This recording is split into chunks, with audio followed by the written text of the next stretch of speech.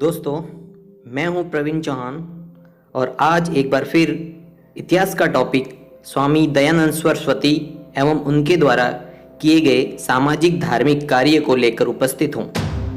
दोस्तों, वीडियो को स्किप मत करना और पूरा देखना ताकि ये टॉपिक आपको आसानी से समझ में आए। आपको अच्छे से समझ में आए इसके लिए ज़रूरी है कि आप ये पूरा वीडियो देखें। तो चलो शुरू करते हैं।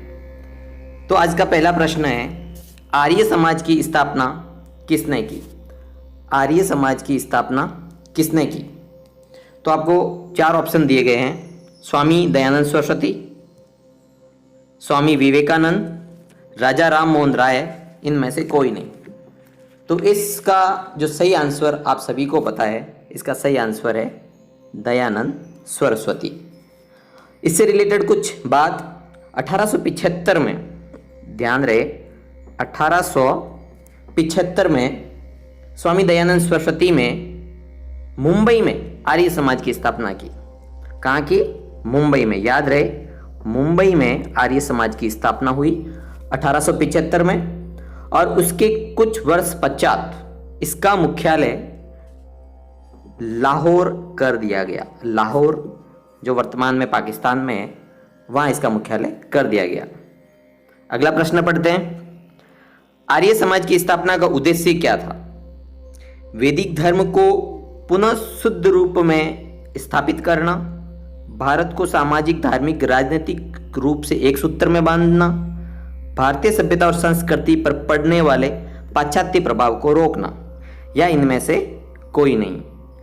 तो दोस्तों, इसमें से जो ऑप्शन है वो थोड़ा मैंने गलत टाइप कर दिया है। तो इसके जो आंसर है वो तीनों हैं, यानी इसका उद्देश्य वैदिक धर्म को पुनः स्थापित करना भी था, इसका उद्देश्य सामाजिक, धार्मिक, राजनीतिक रूप से भारत को एक सूत्र में बांधना भी था, भारतीय सभ्यता और संस्कृति पर पड़ने वाले पाश्चात्य प्रभाव को रोकना भी इसका उद्देश्य था। तो इसका जो उत्तर होगा वो ये तीनों अ ब स द में से अ ब स इसके राइट है और ये उत्तर गलत है।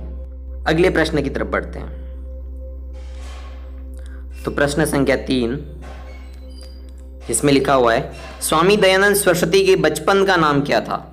तो स्वामी दयानंद सरस्वती के बचपन का नाम आप देख सकते हैं, बचपन का नाम था मूल शंकर। ध्यान रहे, स्वामी दयानंद सरस्वती के बचपन का नाम मूल शंकर था। 1824 में इनका जन्म गुजरात के मोरवी नामक स्थान पर हुआ था। कहाँ पर हुआ था? मोरवी, याद रखना है, मोरवी जो गुजरात में आया हुआ है। और 16 वर्ष की उम्र में इनके बहन की मृत्यु हो गई और वहाँ से उन्होंने वैराग्य जन्म लिया और वो सन्यासी बन गए। अगला प्रश्न है, प्रश्न नंबर 4, स्वामी दयानंद सरस्वती ने सन्यास की दीक्षा किससे ली थी? तो दोस्तों, इसका सही उत्तर है स्वामी पूर्णानंद। स्वामी पूर्णानंद थे जिन्होंने स्वामी दयानंद सरस्वती को दीक्षित किया था। प्रश्न संख्या 5, स्वामी दयानंद सरस्वती ने वेदों को भारत का आधार स्तंभ बताते हुए कौन सा नारा दिया? तो दोस्तों, स्वामी दयानंद सरस्वती ने नारा दिया था वेदों की ओर लौटो। ये नारा दिया था स्वामी दयानंद सरस्वती में। तो याद रहे, वेदों की ओर लौटो ये स्वामी दयानंद सरस्वती के द्वारा दिया गया नारा है। शुद्धि आंदोलन किसके द्वारा चलाया गया? तो शुद्धि आंदोलन आर्य समाज के द्वारा चलाया गया था। इस आंदोलन में क्या हुआ था? यह आंदोलन बहुत विवादास्पद भी रहा था। शुद्धि आंदोलन में यह हुआ कि जिन लोगों ने हिंदू धर्म या सनातन धर्म को छोड़कर अन्य धर्मों में चले गए थे, उनको वापस हिंदू धर्म अपनाने के लिए कहा गया और यह आंदोलन बहुत ही विवादास्पद रहा। तो ये भी आपको ध्यान रखना है। अगला प्रश्न है, गोरक्षिणी सभा की स्थापना किसने की? तो गोरक्षिणी सभा की स्थापना भी आर्य समाज द्वारा की गई और यह भी एक विवादास्पद आंदोलन रहा। गो रक्षिणी सभा की स्थापना की जिसके द्वारा गायों को बचाने के लिए कदम उठाए गए और ये बहुत ही विवादास्पद रहा। अब हम बढ़ते हैं अगले प्रश्न की ओर। वैलेंटाइन चिरोल ने अपनी पुस्तक इंडियन अनरेस्ट में किसे भारतीय अशांति का जन्मदाता कहा? तो भारतीय अशांति का जन्मदाता कहा गया आर्य समाज को। और ये किसने कहा? वैलेंटाइन चिरोल, जिसने एक पुस्तक लिखी। इस पुस्तक का नाम है इंडियन अनरेस्ट। ये पुस्तक आप जरूर याद रखें, वैलेंटाइन चिरोल की इंडियन अनरेस्ट, जिसमें कहा गया कि आर्य समाज भारतीय अशांति का जन्मदाता है। अब हम आगे प्रश्न की ओर बढ़ते हैं। अब आपको कुछ महत्वपूर्ण तथ्यों से अवगत करवाएंगे। तो स्वामी दयानंद सरस्वती द्वारा लिखित कुछ पुस्तकें हैं। पहला नाम है सत्यार्थ प्रकाश, जो 1874 में लिखी गई, और ये स्वामी दयानंद सरस्वती की प्रसिद्ध पुस्तक है। उसके बाद में पाखंड खंडन 1866 में इसकी रचना की गई। इसमें पाखंडों को बताया गया। उसके बाद में वेद भाष्य भूमिका, ऋग्वेद भाष्य, अद्वैत मत का खंडन, पंच महायज्ञ विधि और वल्लभाचार्य मत खंडन। इस प्रकार से स्वामी दयानंद सरस्वती द्वारा ये किताबें लिखी गई, जिसमें सत्यार्थ प्रकाश सबसे ज़्यादा महत्वपूर्ण है। यह बार बार परीक्षा में पूछी जाती है। आगे बढ़ते हैं।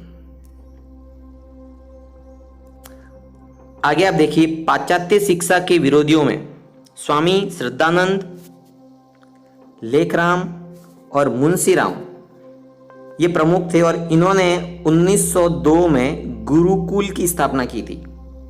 आपको बता दें, उस समय दो गुट बने हुए थे, पाश्चात्य शिक्षा के समर्थक और पाश्चात्य शिक्षा के विरोधी। तो स्वामी दयानंद सरस्वती के जो भी अनुयायी थे, जैसे श्रद्धानंद, लेखराम, मुंशीराम, ये आदि पाश्चात्य शिक्षा के विरोधी थे, और उन्होंने गुरुकुल की स्थापना की थी।